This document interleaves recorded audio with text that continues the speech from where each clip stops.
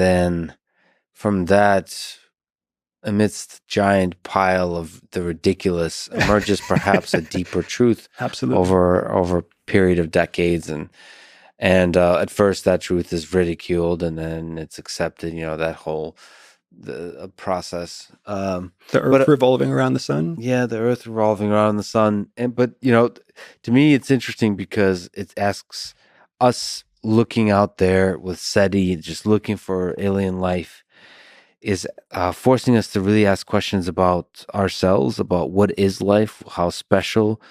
First of all, what is intelligence? How special is intelligence in the cosmos? And I think it's inspiring and challenging to us as human beings, both on a scientific and engineering level, but also on a philosophical level. I mean, all of those questions are laid before us when you start to think about alien life. So you interviewed Joe Rogan recently. Yeah. And he said something that I thought was really brilliant during the podcast interview. He said that he's going to love hearing that. But go ahead, sorry. But yeah. he said that he realized at some point that the turn in his opinion about UFOs happened when he realized how desperately he wanted it to be true. Yeah. This is the human condition.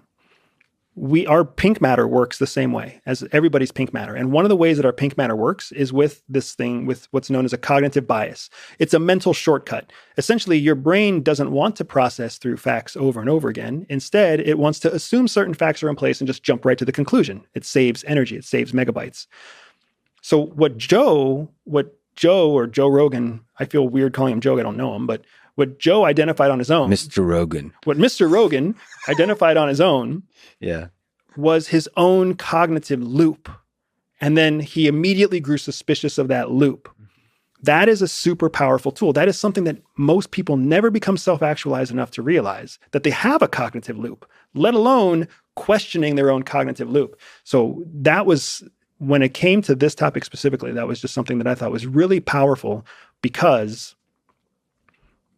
you learn to not trust your own mind. Just for the record, after he drinks one whiskey, all that goes out. I think that was just in that moment in time, like, a moment of brilliance. A moment of brilliance, because I think he still is, he's definitely one of the things that inspires me about Joe is how open-minded he is, how curious he is. He refuses to let sort of the conformity and the conventions of any one community, including the scientific community, be a kind of thing that limits his curiosity of asking what if, the whole, it's entirely possible. I think that's a beautiful thing, and it actually represents what the best of science is, that childlike curiosity. But so it's good to sort of balance those two things, but then you have to wake up to it like, is there a chance this is true, or do I just really want it to be true? Right. And that, the hot girl that talks to you overseas. Yeah. for a brief moment. There's actually a deeper explanation for it that I'll tell you off the mic that perhaps a lot of people can kind of figure out. Anyway, just to take it one step further, because I love this stuff. Personally, I love pink matter stuff. In your interview with Jack Barsky, Jack's a good friend of mine, a good dude. Yeah, incredible person. Yeah. In your conversation with Jack Barsky, you guys, he started talking to you about how his recruiters were feeding back to him his own beliefs, his own opinions about himself, how smart he was, how good he was, how uniquely qualified he was. That's all pink matter manipulation. Feeding right back to the person what they already think of themselves is a way to get them to invest and trust you faster, because obviously you value them for all the right reasons, because that's how they see themselves. So that loop that the KGB was using with Jack did not wake up to that loop at the time. He woke up to it later. So it's happens to all of us. We're all in a loop. It's just whether it's about oat milk, or whether it's about aliens, or whether it's about, the Democrats trying to take your guns, whatever it is, everybody's in a loop. And we've got to wake up to ask ourselves, just like you said, is it true, or do we just really want it to be true? And until you ask yourself that question, you're just one of the masses trapped in the loop. Yeah, that's the Nietzsche gaze into the abyss. It's a dangerous thing. That's the path to insanity. Is to ask that question, you want to be doing it carefully, but it's also the place where you can truly discover something fundamental about this world that people don't understand, and then lay the groundwork for progress, scientific, cultural, all that kind of stuff. Absolutely. What is one spy trick? This is from a Reddit that I really enjoy. What's one spy trick? And you're full of a million spy tricks. People should follow you. You do an amazing podcast. You're just an amazing person. Thanks. What is the one spy trick you would teach everyone that they can use to improve their life instantly? Now, you already mentioned quite a few, but what else could jump to mind? My go-to answer for this has not really changed much over the last few years. So the most important spy trick to change everything immediately is something called perception versus perspective. We all look at the world through our own perception. My stepdad used to tell me that perception is reality. And I was arguing this with him when I was 14 years old. I told you so, Dad, you're still wrong. Yeah. But perception is your interpretation of the world around you, but it's unique only to you.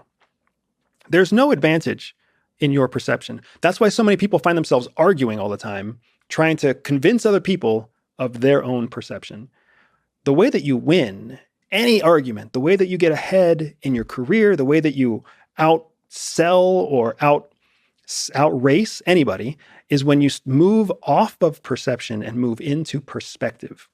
Perspective is the act or the art of observing the world from outside of yourself, whether that's outside of yourself as like an entity just observing in a third from a different point of view, or even more powerful, you sit in the seat of the person opposite you, and you think to yourself, what is their life like?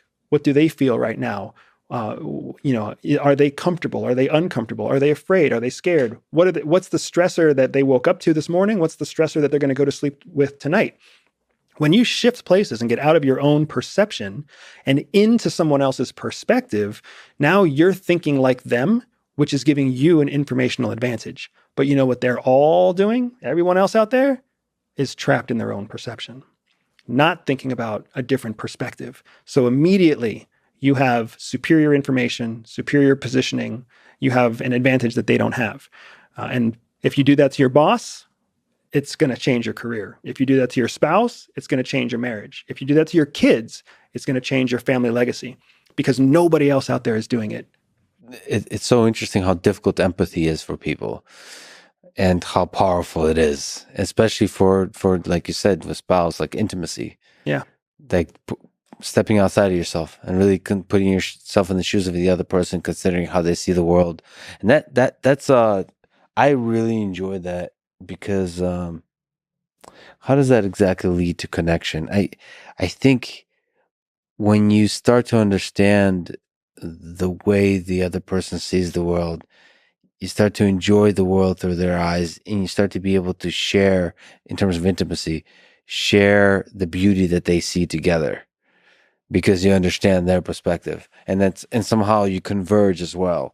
Of course, that allows you to gather information better and all that kind of stuff, and like that allows you to work together better, to share in all different kinds of ways. But for intimacy, that's a really powerful thing, and also for actually like people you really disagree with, or people on the internet you disagree with, and so on. I find empathy is such a powerful way to resolve any tensions there. Even like people like trolls or all that kind of stuff, I don't deride them. I just kind of put myself in their shoes, and it becomes like an enjoyable camaraderie with that person. So I want to draw a pretty hard line between perspective and empathy, because empathy is frankly an overused